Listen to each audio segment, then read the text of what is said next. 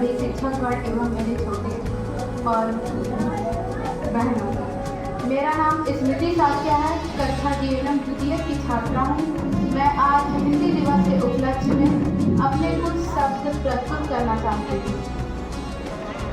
पहले हिंदी दिवस 14 सितंबर 1953 को मनाया गया था, जब भारत के तत्कालीन प्रधानमंत्री पंडित जवाहरलाल नेहरू ने इस दिन हिंदी दिवस के रूप में याद करने के लिए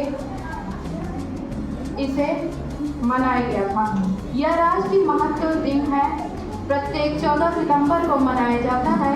यह वह दिन है जिस दिन भारत के संविधान सभा द्वारा हिंदी को हमारी आधिकारिक भाषा के रूप में अपनाया गया था।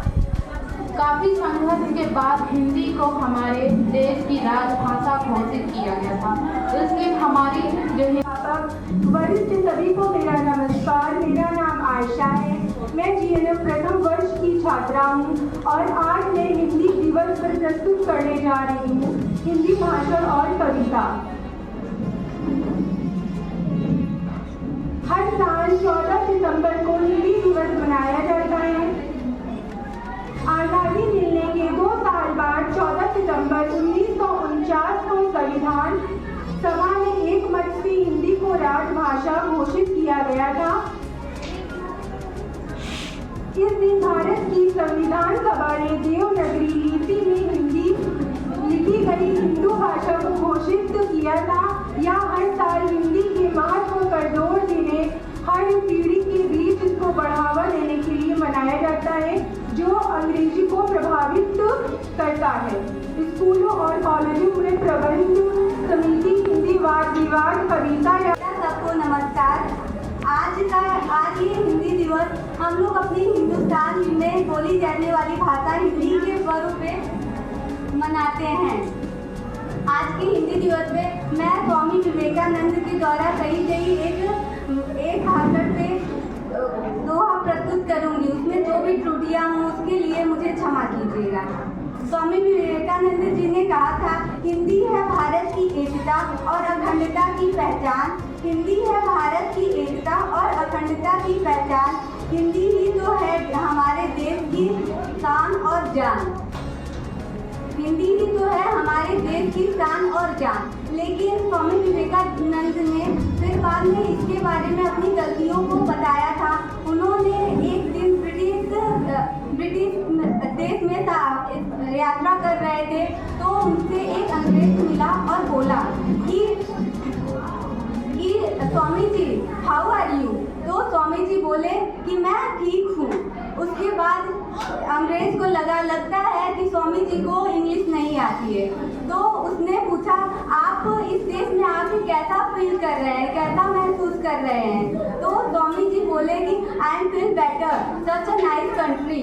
तो स्वामी जी की ये बातें सुनकर अंग्रेज परेशान होकर पूछा कि स्वामी जी आपसे जब मैंने इंग्लिश में क्वेश्चन किया तो आपने हिंदी में जवाब दिया, और जब मैंने हिंदी में क्वेश्चन किया तो आपने इंग्लिश में जवाब दिया, ऐसा आपने क्यों किया। तो स्वामी जी बोले कि जब आपने अपनी मातृभाषा का सम्मान करते हुए मुझसे इंग्लिश में क्वेश्चन पूछा, तो मैंने अपनी मातृभाषा का सम्मान करते हुए हिंदी में जवाब दिया। लेकिन जब आप मेरी मातृभाषा का सम्मान करते हुए आपने मुझसे हिंदी में क्वेश्चन पूछा, तो मैंने भी आपकी मातृभाषा का सम्मान करते हुए मैंने भी आपको इंग्लिश में जवाब दिया। की ताक में, बनारस के घाटों में, हामिद के चाटों में, देश की मिट्टी में, गांधी की लाठी में, दिया की बाती में, राजस्थान की रेती में, वीरों की क्रांति में, फागुन बिरहा जैसे लोक गीतों में, मस्जिद के नमाज में तथा मंदिर के घंटों में, कवि की कविताओं में, शायर की शायरी में, युवा की जवानी में, जिंदगी की रवानी में मैं हिंदी हूँ।